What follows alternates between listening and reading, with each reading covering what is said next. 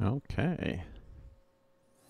I think I'm going to do one more 20 minutes and then I am going to be gone to do some other stuff. Okay, let's see, where am I? Oh yeah. Oh, I need that. Thank you. That should help me get along. Getting along. Teleporter? Yeah, of course. Unfortunately it's not really where I wanted to be, but I do believe this teleporter up here takes me to the beginning. Oh, hell yeah, dude. Is there a... oh yeah, quickie. No, no, no. We don't want the quickie, because we got it done. Too many dead peoples. Do do do do do do do do do do. Oh, no save. Okay, let's see. Infirmary. Let's get our deadened back. Yeah, I'm really surprised they killed Bill. Okay, formation up. Well, I guess magic will do.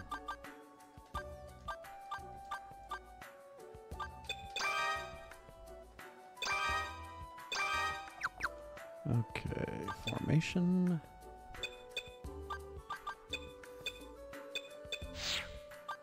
Looks good. Let's empty out some pockets here. Eventually I'll have to make another ID run. Those are always fun. Because I leave tons of shit at the other universities to keep my inventory clean. And I always have to run to them and grab a bunch of crap and then teleport back. Oh, forgot to rest. Well, at least I hit the first auto door thing in that, so that'll help. Assuming I get that level again when I go back. So let's head back.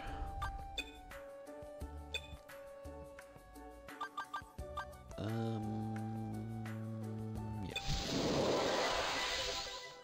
Don't want to go from the wrong direction again.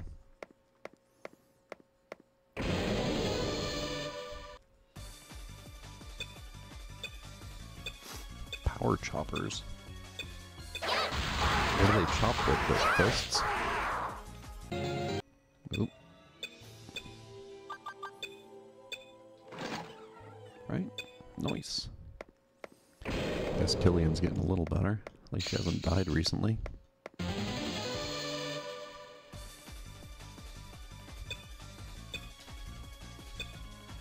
Oh shit, I forgot to read what that cover is. I'll remember this time. I think last time he died, so I couldn't read it. Or, I could read it, I just didn't remember. Okay. Yes? Nice. So, wrong one. Status. And we are going to go for Bill, right? Oh, Bill can levitate. That's awesome. Take damage from attacks in an ally's stead. It doesn't work if he's dead. Though, when I started him out, he had shitty hit points, but he's finally starting to catch up with everybody, which is nice. Maybe I should end up swapping him with like a warrior or something. Oh, wait a second. I can't swap him because there's no other dudes in my thing. So much for that. Yeah, these guys are lumpy.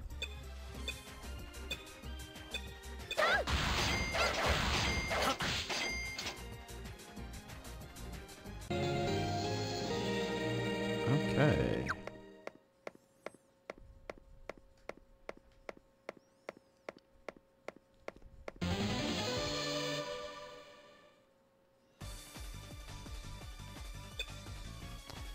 Yeah, man.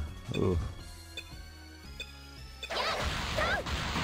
Come on, you little gummy bears. Or pre-gummy bear, or whatever the hell you are. I should have used a slash. Those things are pimp.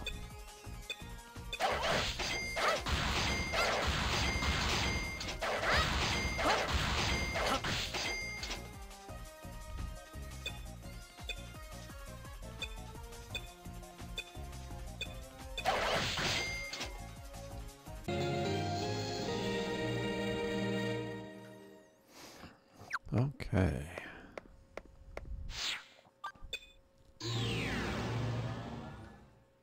Oh man, I need my monitor cleaner. This monitor's a mess.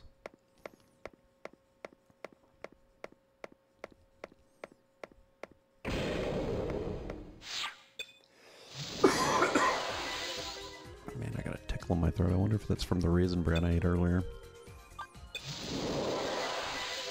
Or maybe I'm just coming down with something. Who the hell knows?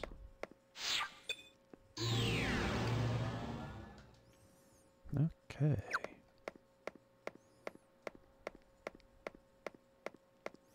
And then I guess that's probably one of the last places I need to map out, too. Once I'm done mapping that out, it's like just quests, and then hopefully it won't be long before I can move on to the next game.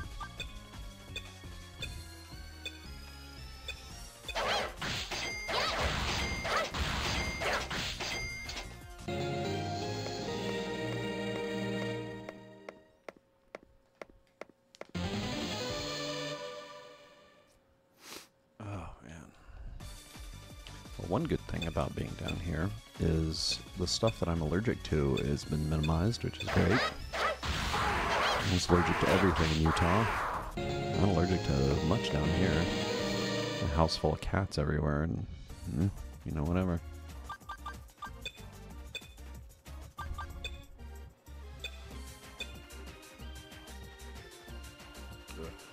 Okay. Let's see. Devil's Ring. That's weird.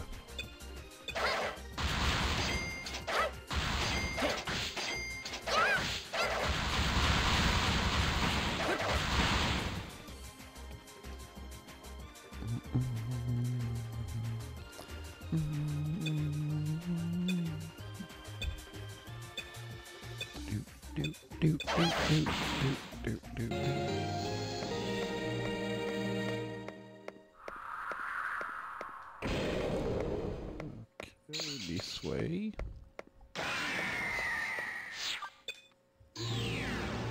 Hey, how's it going, wrong side? Welcome to the stream. I'm okay. I am getting better, I guess. Finally kind of settling into my new place. My room's a mess, man. I pretty much took all of my possessions. I think the only thing that's not in my room right now are my guitars, which means I can't get to the closet. I can barely walk from one end to the other. And yeah, well, kind of awesome. It'd be less awesome if I wasn't kicked out of my last place. Since I had just started, you know, my mental health had just started to recover. I'd actually gotten everything set up, and, you know, I was doing pretty good there. But I wasn't doing all that well with the people I lived with, I guess, because they just didn't want me there anymore. So, yeah, I know.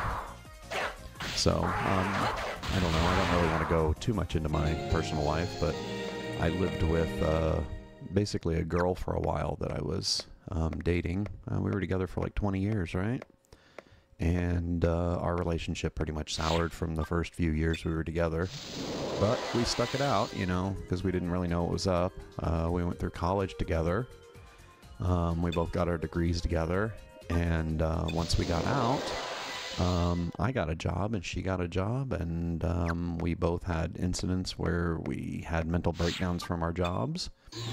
And then I guess she recovered a lot quicker than I did. I'm still trying to figure my stuff out. You know, I got a diagnosis with like autism and ADHD and all that kind of stuff. Fun stuff to kind of explain why my life's been so shit. But while I was recovering, me and her were just constantly at each other's throats. And it was just me and her mom and her living in the house together. And her mom's like probably the nicest person in the world. But ultimately, her daughter's happiness was more important than my staying there. So I had to contact my family, which I rarely spoke to for a long time. But yeah, so that's kind of the gist of it. And now I'm living with my sister and my dad. And my sister's, or my nephew, I guess you could say. My girlfriend and her mom lived up in Utah Lake. and my sister had to fly up there and rent a car and pack all my stuff in the back of like a GMC Yukon, and then we hauled it all back down here. Now we're down in Houston, Texas, which is not really where I want to be, but there are good points and bad points. For example, the medical industry down here is really good, so that's helpful. But other than that, yeah. So yeah, she just kicked me out of the house and decided that she didn't want me there because she couldn't talk to me without arguing with me. And you know, like even when I would express my needs. Yeah, my sister's been great. As a matter of fact, the way that she's actually been towards how I am, like my girlfriend and her mom were like kind of strict, but not hugely strict about like making sure that I did stuff around there. And at the time, they were making sure that I was hunting for a job and or trying to, you know, go through all the Social Security stuff, the assistance stuff because of my mental illnesses. My sister said basically, you know, take your time. You don't really have any expectations here, and it doesn't really matter anyway. I'm going to need to become her housekeeper because she needed one. My mom really wasn't much of a housekeeper when she lived here because she was old, and now that she's passed, basically no one's doing anything, and it's a pigsty, so I need to kind of clean it up a little. Yeah, my sister's been great. She's been awesome. So, yeah, I didn't really know what I was going to do when they decided to kick me out, and they're like, yeah, contact your sister, see if you can go stay with her. And, you know, since my sister just lost my mom, it kind of fit.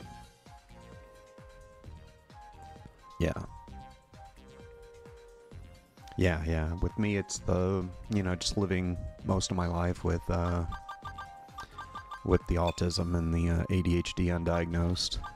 That really fucked me up pretty bad. And having to deal with, I have a lot of trauma from my youth because, of course, my mom wasn't all that attentive. She had a bit of an alcohol problem, and rather than help me with my issues, she basically just exasperated them and gave me a bunch of trauma. So just kind of working through that, you know.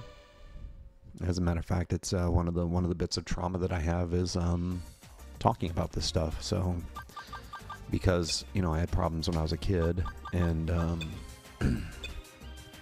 since I had problems as a kid, but they weren't like visible, you know, it's not like I was missing an arm or something. I had ADHD, which means I couldn't concentrate on anything, and then I had autism, which made it really hard for me to socialize, and, you know, sensory issues and stuff like that.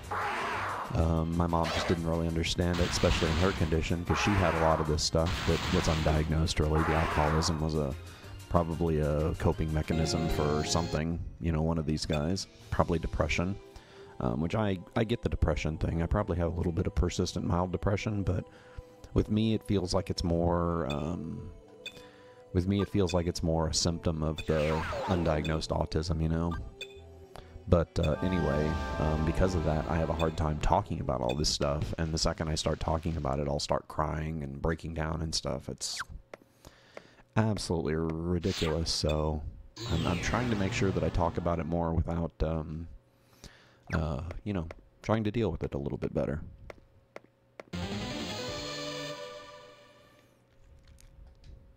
Yeah, well, that's most of my family. I mean, most of my family has issues. I'm sure I get the autism from my dad because he's kind of really similar to me.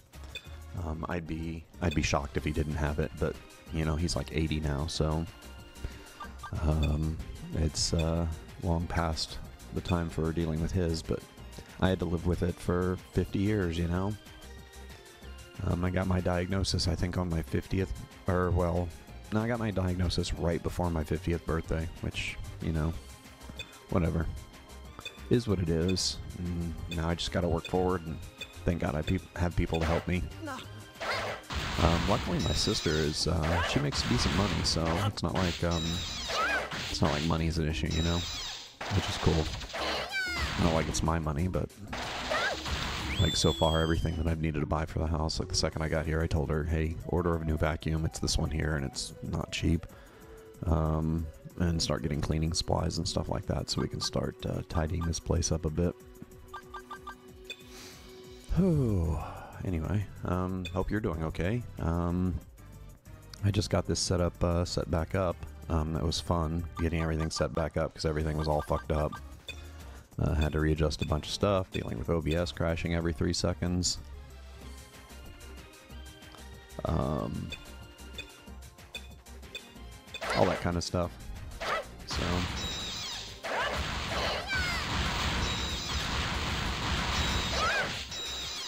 yeah, it really sucks too because of how sudden it came on. Like, it all started because my girlfriend wanted to start dating other people, and you know, I didn't really care. Honestly, I'd known our relationship was pretty much over by that time, and I just wanted her to be happy.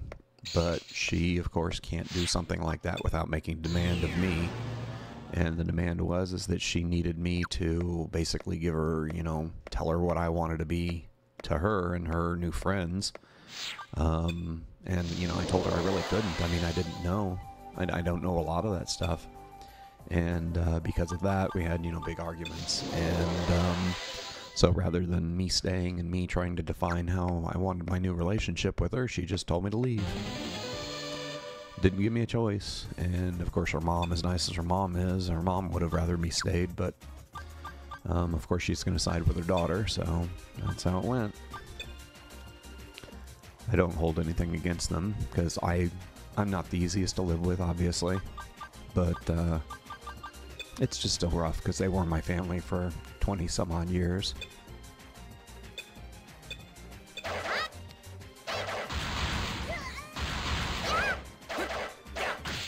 Truth of the matter, all this time, rather than needing a girlfriend or a wife or whatever, what I really needed was a mom, somebody to help me, because I was just having problems my whole life.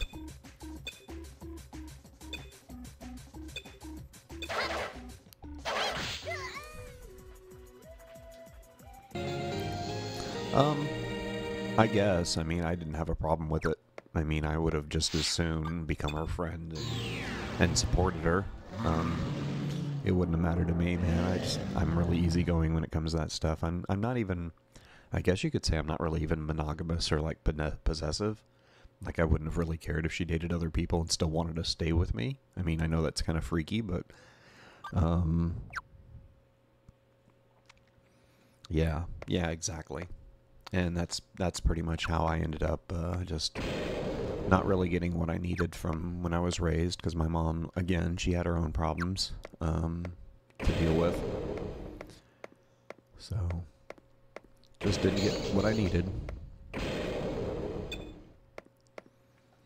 Hope everything's going good down there where you are. Houston is cooling down. It's only 80 degrees today. Actually, the last few days it was cool enough for me to walk to the store, which was kind of fun. Get to know the area a little.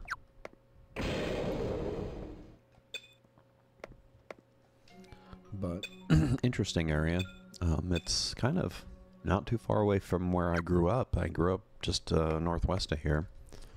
But it's still far enough away. Houston's ridiculously big. It's funny when you think of like LA, you know, Los Angeles, the kind of sprawl it is and how it just kind of connects with San Diego and Oakland and San Jose and all that area. Houston's like that too. Houston is in a county called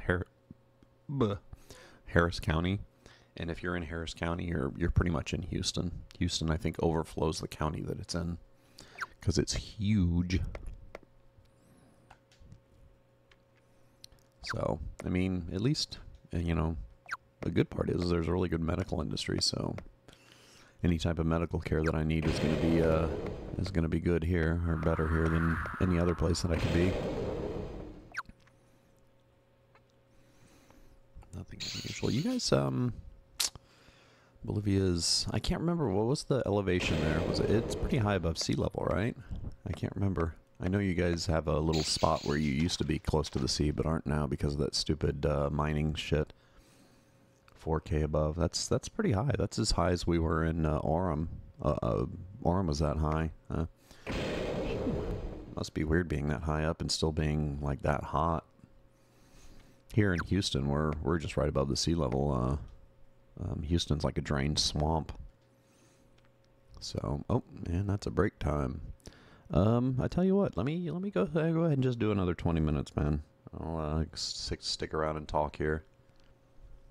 That way we'll, let's see. Give me a sec here. Let me pull it back to the game, and then we'll reset it. Yeah, man, you came along. I'm not gonna zip out of here real. I was gonna do just another 20 more minutes, but since you came along, I'll do another pad here. And there we go. But I got a few things. She hasn't cleaned out her garage in forever, so it's like just loaded with garbage. And so I don't really even have a place to put, like in our last place that we lived, we had a huge basement, and I put most of my stuff down there, especially the stuff that I'd only touch every so often. Oh man, the Middle East. Oh my God, it's a mess right now. But it's always been a mess, really. And when it comes to that kind of thing, you know, I mean, not that I really want to say that it's like, it's just a weird situation, man. But no, you know, and I'm not sitting there saying Hamas is a good organization or anything. It's certainly not. They're terrorists, and they need to be friggin'. They need to be curtailed, and the fact that Hamas is part of their government is just ridiculous. But Martin Luther King, I can't remember what he said it about, but he said that, you know, when you have a violent attack like that, like Hamas attacking Israel, it's really hard not to condemn that attack without condemning the conditions that created it, you know? You know, that stuff doesn't happen in a vacuum. So, you know, and they've been, you know, we see in the news constantly where they haven't been all that, you know, not to say Hamas has been all that open, but Israel's been pretty cruel to those guys too. So, you know, it's like, what do you think in that instance? I mean, I feel sorry for Israel getting attacked, but I also feel sorry for, you know, the encroachment on the Palestinian strip for the longest. I mean, it's been ridiculous.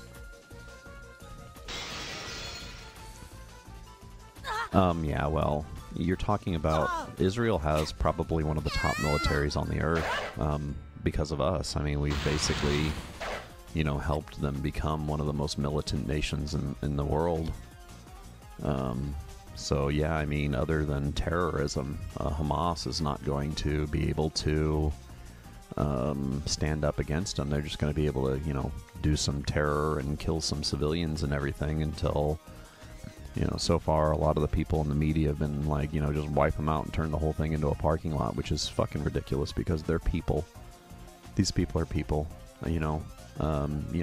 Handle the people who are the terrorists, but there's a lot of civilians there, so that always needs to be taken into consideration. And I mean, Christ, let them flee, you know? I mean, Egypt's right next to there, so is, what is it, Jordan or one of those other guys? Yeah. It's ridiculous. Even President Biden was supposed to fly over there and talk to Israel and hopefully talk them out of doing like a carpet offensive and killing everybody.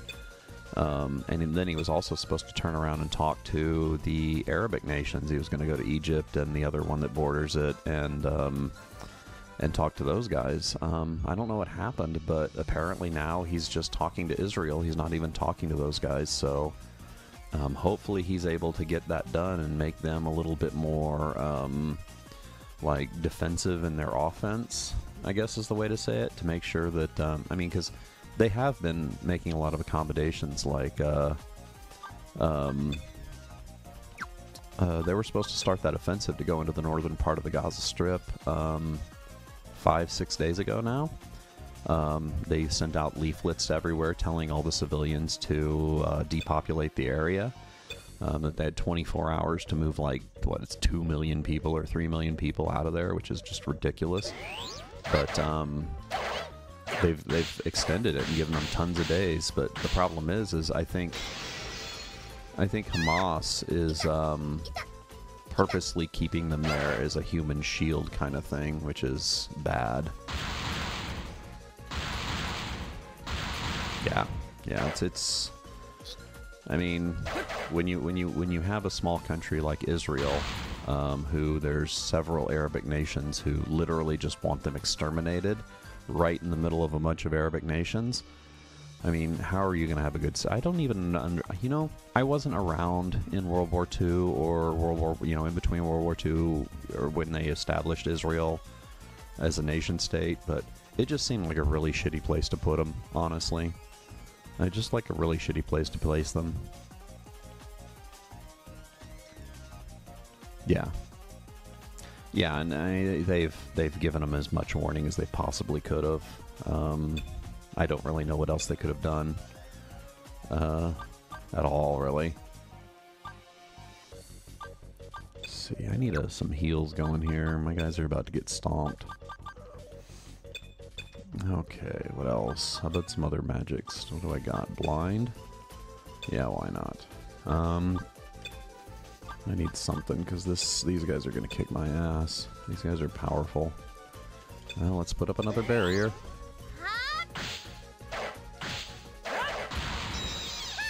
That barrier is actually really useful. I need to be using it every combat now. Oh, there it goes. Yeah, it's pretty ironic, too, you know, that happening right when the whole bullshit over in the Ukraine's happening. It's like, if I knew any better, we're kind of starting on the precipice of World War III, right? What the fuck is all this stuff? Okay, I'm gonna gambit this. These guys are powerful. Yeah, I hope we're kind of smart enough not to have that happen. I can't really imagine. Because about the only way that I think World War III would probably start is if China joined in, which of course our relationship with China is tenuous as it is, and that wouldn't be fun. Because you know, first thing that would happen was they'd probably go grab Taiwan, probably start attacking Japan. Not looking forward to any of this, actually. Just ridiculous. Okay. But at least I'm staying informed. You know, my ex-girlfriend used to always say that, you know, I was just doom scrolling through all the news and everything, just kind of, you know, oh my god, the horrors of the world today. And she never really took time to understand me, to realize that, to me, staying informed became pretty much a comfort. Oh, nice. Killian needed that. Staying informed became a comfort. It kind of reminded me of my humanity, of everyone's humanity. I mean, you realize that the world is human, you know, and all these great people.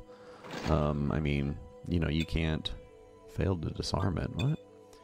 You can't really look at all this stuff, like Vladimir Putin is a good example, and realize that this guy's just a stupid jackass trying to figure shit out like everyone else. He's just in a different position, you know?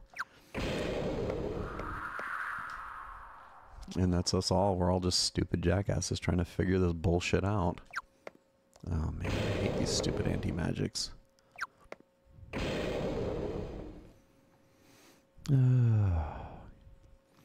Yeah, the Russia thing's getting downright hilarious, actually. Apparently they're now using experimental 30-year-old weapons that were never tested, variants of old equipment. They're now struggling to put anything on the field, so I don't really know how much longer this is going to last, honestly. I don't know how much longer Russia can keep it up. I mean, I guess they can keep it up for a long time, but Ukraine now has missile systems that they'll pretty much cover any of their interior now, so you won't be able to go anywhere inside of Ukraine without being a target of their missile systems now that we've given them all these advanced missiles, which is, it's funny because you're like, giving them advanced missiles?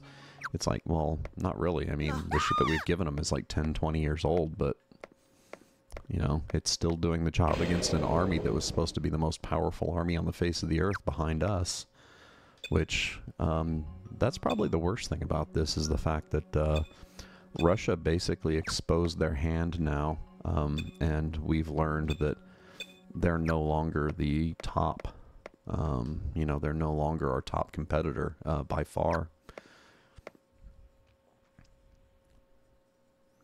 Oh yeah. Yeah, yeah, and one of the guys that I follow on YouTube, one of the things that he says that I like a lot is, you know, it's always good to stay informed of all this stuff, but make sure you're not watching the battle stuff. Make sure you're not watching all that. Just stay away from it. You lose your humanity in that stuff. I mean, it's bad enough when you're demonizing people like we do here in the United States to certain races. You know, it makes you really dehumanize them.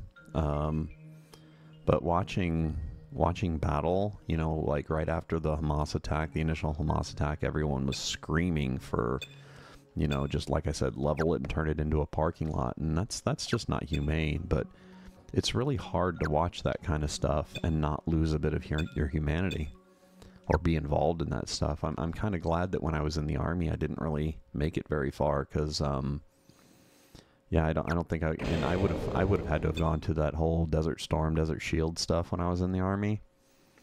Had I actually made it through basic training. And I don't really think I would have liked what it would have made me had I succeeded in that.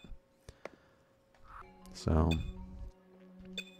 I think it takes a certain type to be in the military, especially the U.S. military, which is, you know, you have to reconcile that you're basically a corporate pawn fighting wars for corporations to be able to exploit the rest of the world. And it's disheartening. It's very disheartening to know that.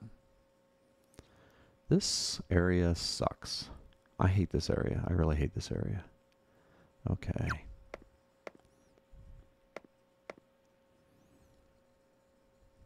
Genocide in the Congo. Yeah, well, I mean, that's the whole thing is, the worst part is that we still have all these countries that are, you know, victims of colonialism that that are still trying to recover, not only in sub-Saharan Africa, but in your guys' necks of the woods, down in South America. You know, a lot of you guys are still trying to recover, and most of the reason why you're trying to recover is basically just colonialism. It's just us coming down and screwing everything up. In the case of the Congo, that was all Britain and France and all those guys, Germany. And now we just kind of back out and leave them alone and say, well, hey, you know, it's your country, do what you want. But we don't do anything to help them, which means all the bad people just kind of roll in and take what they want. Since we've already destabilized everything and made everything able to be exploited.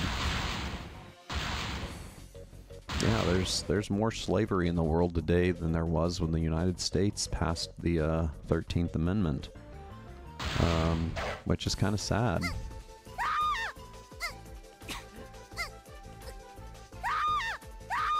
What the heck, you guys? Stop it. Stop hitting my guys. I hate that. There's two of them. And I hit the guys like 20 times because they got like 20 necks and stuff. Yeah, man, I mean, I don't really think humans are evil. I think evil is a mythical concept. I also think evil is deconstructive, or not deconstructive, it's regressive. Evil, when you say evil, it kind of mythologizes it. And, you know, nobody does evil thinking that they're evil. Hitler thought he was doing good, which is weird to everyone else's standards, but they're good people and they're bad people, and even bad people can make good people into bad people. You just need to learn how to figure this shit out. Oh yeah, dude. Oh yeah, the whole... Oh yeah, there's a guy that I watch on YouTube who talks, I haven't watched the video yet, but he talks about how the UK is pretty much conditioned to support Israel, you know, with the news and propaganda that they have over there. It's very, very embedded in their political system to be supportive of Israel. But yeah, no, you're right. It's almost, I mean, I need to read more about the establishment of the Israel nation. But I mean, if I were to look at the situation today and know just as little as I do about how it was established, my first thought would be, did they do that on purpose? Did they basically create a conflict on purpose? Because there's really nothing else you can grasp from that other than, I mean, why would you do that? I mean, sure, it's the Holy Land, Jerusalem, whatever, but why? Why would you do that? Why would you put a nation of people who are notoriously persecuted by another group of people in the middle of a huge group of those people? It doesn't make any sense.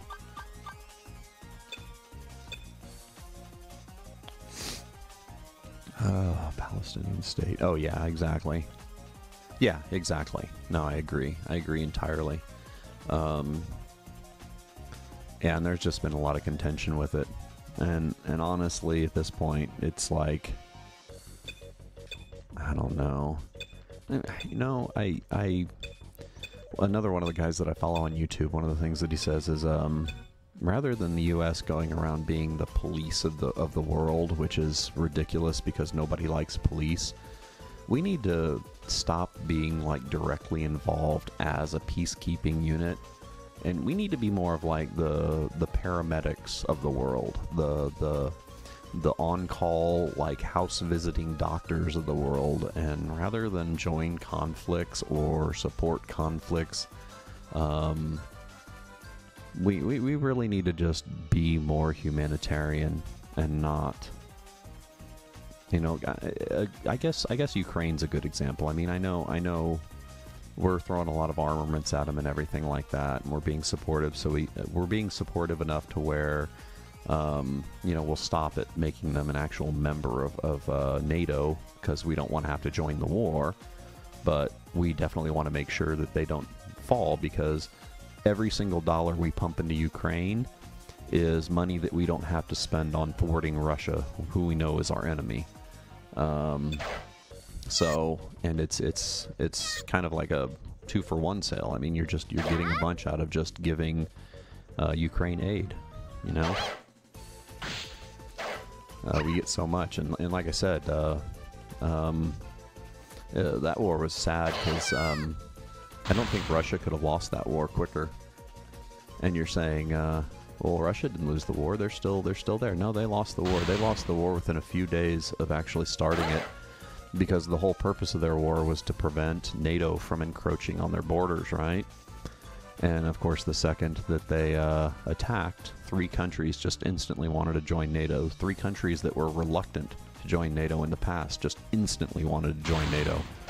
So yeah, Russia lost that conflict the second they started it. Yeah. And Ukraine, and one of the reasons why this battle started to begin with was because Ukraine was coming into their own. They were coming into their own. They've always been a huge grain producer, which, I mean, most of the grain in our world comes out of Ukraine. I mean, it's huge grain producer. And then recently they've been discovering all sorts of petroleum deposits underneath it. So it was almost inevitable that Russia attacked. There was no way that they weren't going to. And it was an imperialistic move. I mean, every reason that Putin's given for the war has been bullshit. They just wanted it. It's a cash grab. So, you know, it's imperialism. Neo-imperialism, or whatever the hell you want to call it.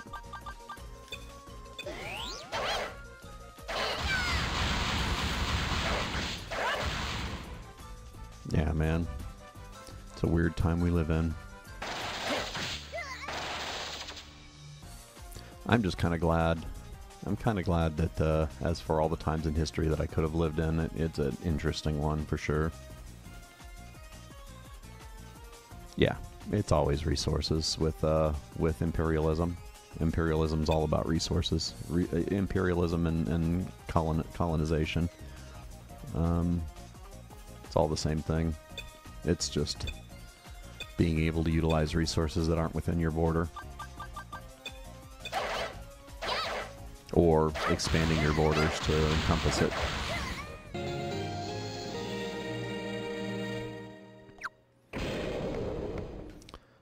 Okay, where the hell am I? Looks like I'm gonna go ahead and end this for today. I got a few things that I need to do before the kids get home from school and work. And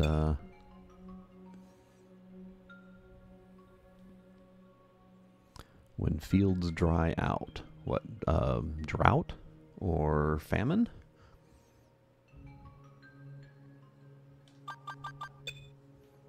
I'm not sure. I'm not sure where you're going with that.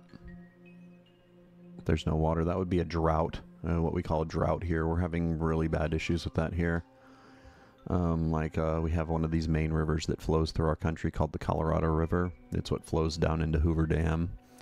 And that probably feeds, like, I would say a good 50 to 75% of our irrigation on the west side of the country.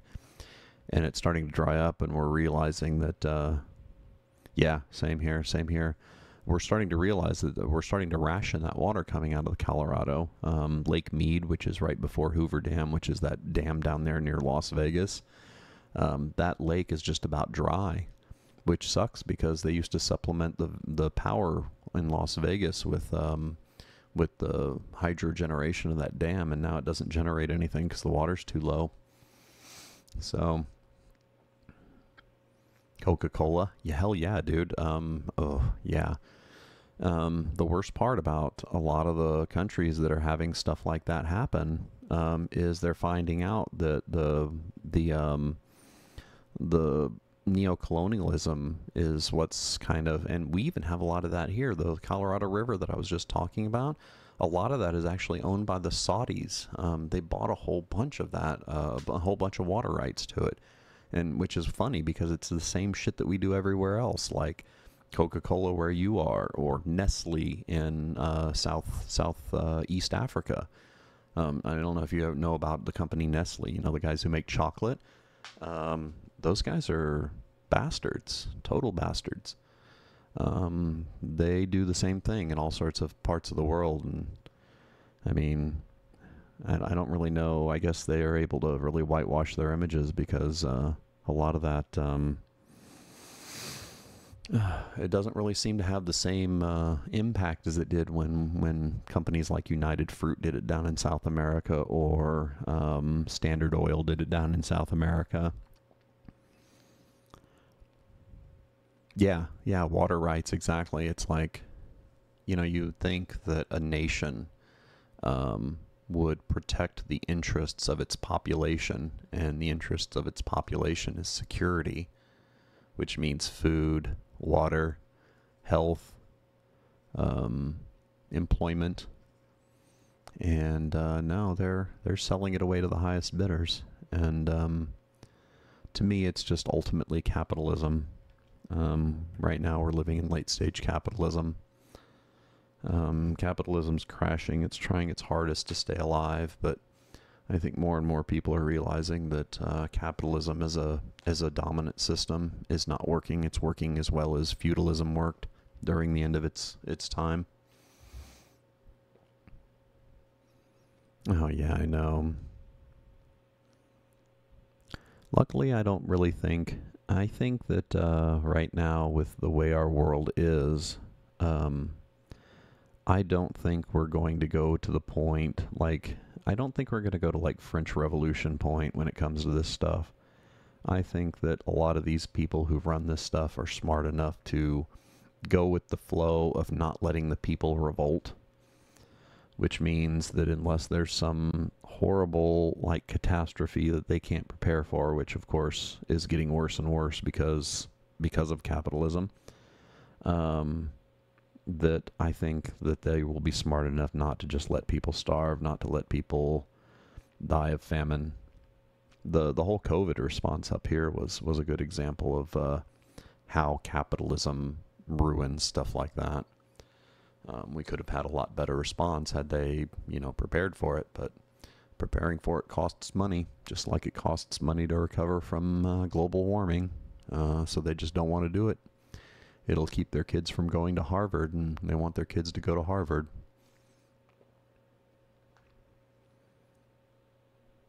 Drowsy. Like asleep, not awake. Yeah, people need to wake up, that's for sure.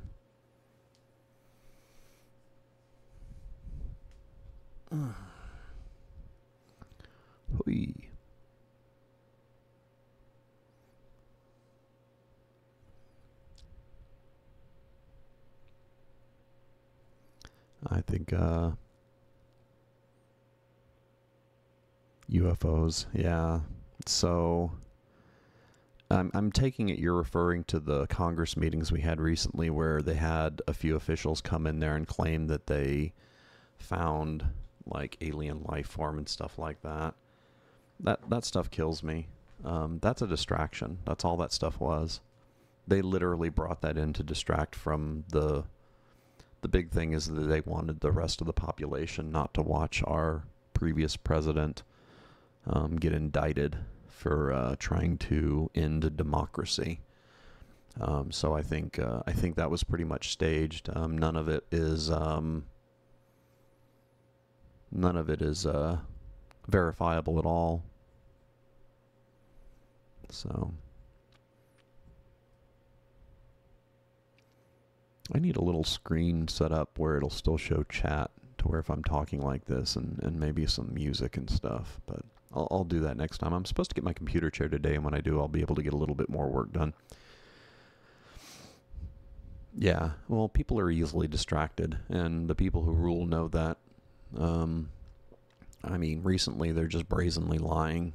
We all know politicians lie, but they're all lying to the point to where they know that their constituency is too dumb or too asleep to really fact check them. Like, for example, the whole Hamas attack on Israel, right? When that happened, one of the first things that a bunch of our right-leaning parties started screaming is, oh, Biden just freed up a whole bunch of money that was sitting in South Korea and gave it to Iran, and then Iran used that money to fuel this attack, to give it to Hamas, so Hamas could attack Israel, right? Well, I mean, that was an easily verifiable lie. I mean, first off, the money wasn't freed. It was transferred to a bank in Qatar, and it's still there. So they didn't get the money. I mean, it was literally a lie. Yeah. Yeah, well, we'll talk next time. I hope to see you again, man. I'll be streaming a little bit more frequently now. I don't have nearly as many obligations here. Like I said, the only thing that I am is now our housekeeper here, so I need to kind of push back the dirt and get things a little cleaner. Anyway, it was nice seeing you again, and maybe I'll stream tomorrow. We'll see. But my schedule will resume normal next week, and I'll have the times in before the end of the weekend. So have a good one, man.